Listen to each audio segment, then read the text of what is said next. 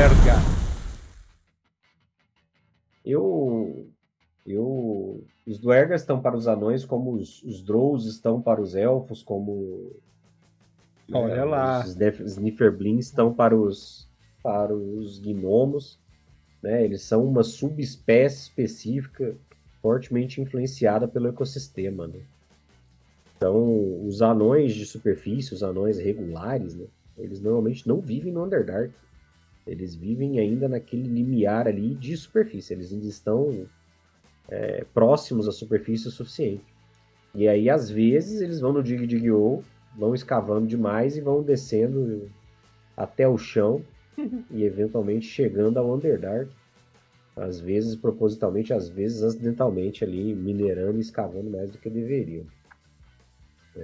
Os Duergar não, os Duergar vivem no Underdark, em geral no Underdark ou no Middle Dark ou no Upper Dark, e eles são fortemente adaptados ao ambiente em um nível que eles não conseguem se adaptar mais a viver confortavelmente na superfície.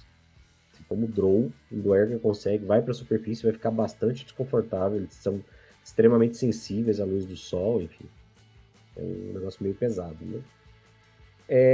No lore oficial, os Duergas eram um poderoso clã anão que vivia numa região do Upper Dark ali e que eventualmente confiou demais nas próprias habilidades para lidar com uma invasão de Mind Flayers.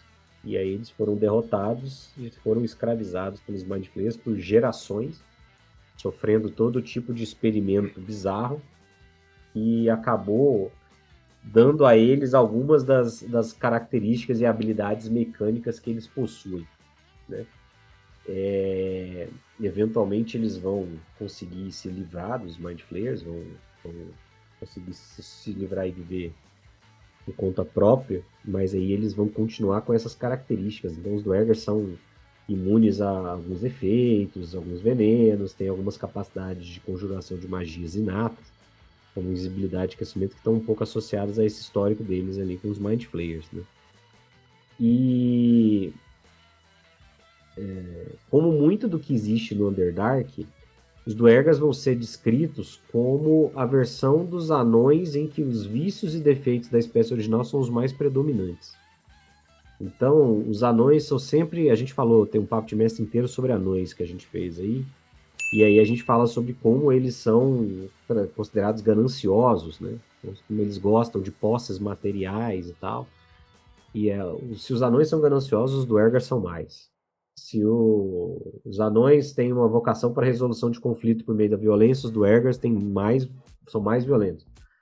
Se os anões rejeitam as emoções, os Duergars rejeitam ainda mais. Então, eles têm essa coisa de ser os defeitos dos anões levados ao extremo. Eles vão ser bastante. Isso é bastante claro no lore deles. Isso não quer dizer que eles não tenham algumas das qualidades dos anões, né? Eles só têm de maneiras diferentes. Então, por exemplo, os anões vão ser descritos como uma espécie que se orgulha, anões ou anãos. Pois é, o vermelho chama de anãos, eu chamo de anões. Os anões são descritos como pessoas que se orgulham muito de sua capacidade de ofício, né? De suas habilidades como ourives, como mineradores, como ferreiros e tal. Os Duergar, eles não têm o conceito mais de orgulho. Isso não existe para eles. Esse orgulho de fazer algo bem feito não existe. O que não quer dizer que eles não sejam capazes de fazer algo bem feito. A diferença é o motivo e a forma como eles vão lidar com isso. Né? Então, assim, um engenheiro anão vai se orgulhar de fazer uma belíssima construção e aí ele vai representar isso com artes, com traços, para mostrar a história, o estilo do povo dele, às vezes do clã dele e tal. Os Duergar não. Os Duergas vão fazer prédios que também são extremamente fortes, extremamente resistentes, iguais os anões da superfície, mas eles vão ser exclusivamente funcionais. Então, assim, se o anão é o Oscar Niemeyer, o Duergar é o arquiteto brutalista. Assim, a gente vai fazer esse prédio quadrado aqui, porque essa é a forma mais rápida e eficiente de fazer um prédio estável e seguro. O Lúcio Não é Costa. para ficar não é para ficar de firula, não, entendeu? Então, Duergar não é artístico, Duergar odeia beleza, O Duergar, a única coisa que o Duergar gosta de fazer é causar sofrimento nos outros. É um utilitarismo extremo, MH. O MH perguntou se é utilitarismo. É um utilitarismo extremado. Né? Um utilitarismo em que qualquer coisa diferente da funcionalidade é vista como uma fraqueza e uma excrescência. E a fraqueza é uma das piores coisas que você pode ter como um Duergar, né? E então, assim, os Duergas são inimigos poderosos, muito poderosos, porque eles são violentos, eles são organizados e eles são eficientes. Né? Para se livrar dos Mind Flayers e para sobreviver no Underdark, eles precisaram desenvolver essas habilidades. Então, se você encontra um Duergar no subsolo, existe uma possibilidade considerável de você não estar muito longe de uma cidade ou de uma fortaleza Duergar, e isso significa que você provavelmente não vai ser morto, mas você vai ser preso e escravizado para trabalhar até a morte, se for necessário. Isso porque eles não vão estar sozinhos, né? Você não Exatamente. acha um só. É muito raro. Normalmente, os Duergars que circulam sozinhos e que às vezes se arriscam na superfície estão mais na linha aventureiros, menos na linha aventureiros, mais na linha traidores que foram expulsos porque fizeram alguma merda.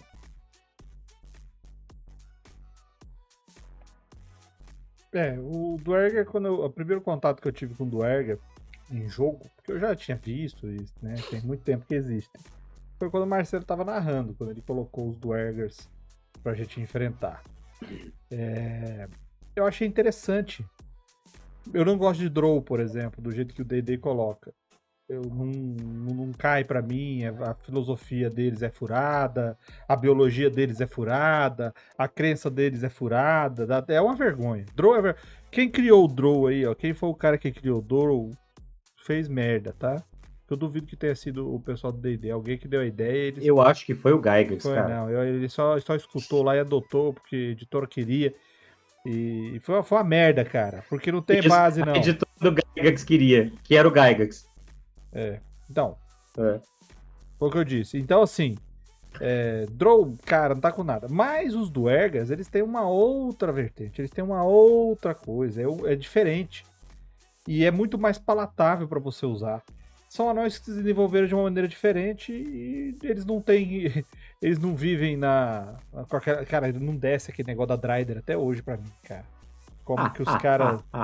Não, eu sou um seguidor feroz da deusa. Eu faço um negócio aqui pra deusa. Aí a deusa vai me dar alguma coisa porque eu fico seguindo.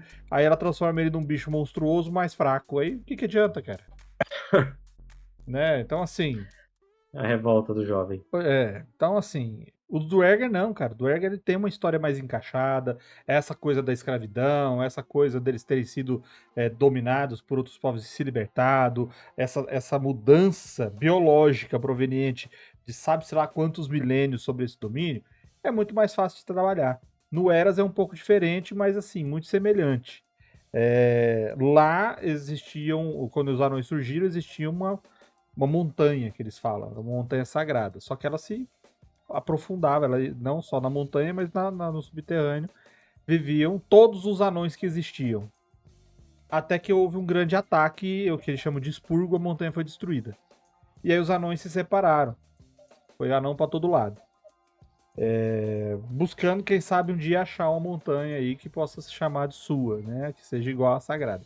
E os Duergans, no Eras, é a galera que se manteve apegada às raízes da criação. O negócio é o seguinte, a gente tem que viver no subterrâneo ali, ó, onde ninguém vem. E eles foram pro subterrâneo. Continuaram adotando a divindade maligna, que era a protetora do lugar, e se apegou nela e viveu escondida lá nos mais profundos locais que eles conseguiam. Por isso as mudanças são bem semelhantes, inclusive. Então dá, cara. Eles são legais para você colocar no Underdark e fazer com que eles sejam uma ameaça até para quem tá do lado de fora, às vezes. Defendendo uma certa região que dê canal para as cidades deles. E você não perde em nada usando esses anões, viu? Não perde em nada. Eles têm cultura, eles têm um jeito deles, o jeitinho deles é estranho.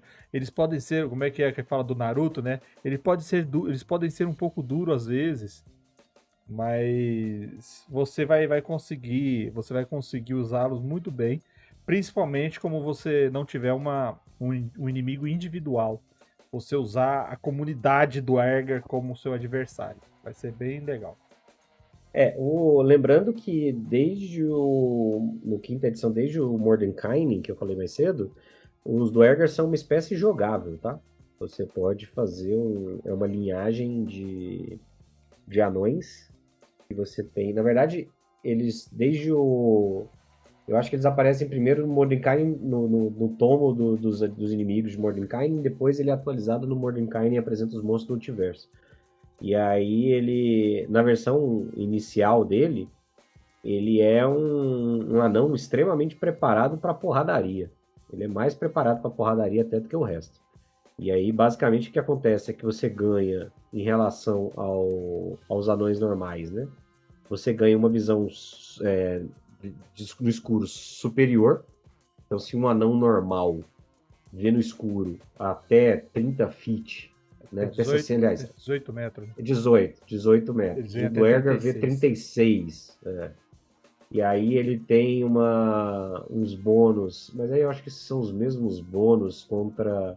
Não, ele tem, além do bônus contra veneno, ele também tem bônus para testes contra Charmed ou paralisado e contra ilusões, então isso é bem forte.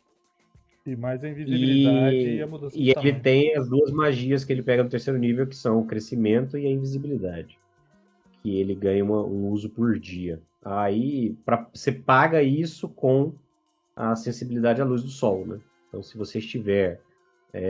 mas essa sensibilidade eu acho ela até xoxa comparada ao que ela poderia. Porque, na verdade, a única coisa que acontece é você tem desvantagens em ataques e testes de percepção que dependam da visão se você tiver na luz do sol.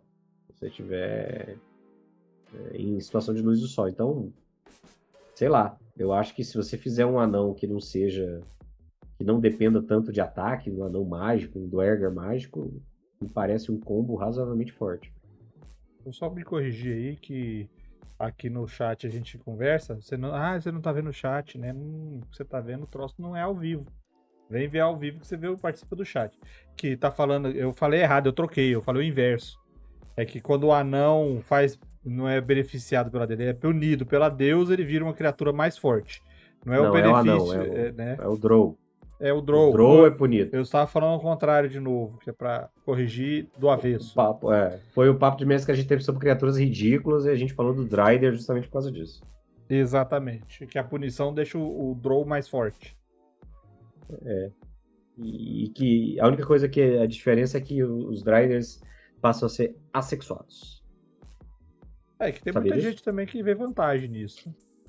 Então, pois é. Mas aí eles são assexuados porque a explicação oficial é que a deusa não queria que eles se reproduzissem a ponto de se tornar um inimigo potencialmente perigoso para os Drows, porque o Drider... E aí, novamente, a punição da deusa cria uma criatura que tem uma vontade imensa de matar a principal espécie seguidora da deusa. Pois é. Por quê?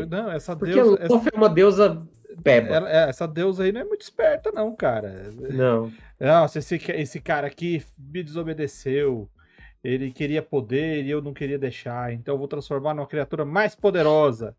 Mais forte e dar um ódio irracional a ele para as criaturas que me seguem. E outra, ele vai ter um desejo incontrolável de me matar.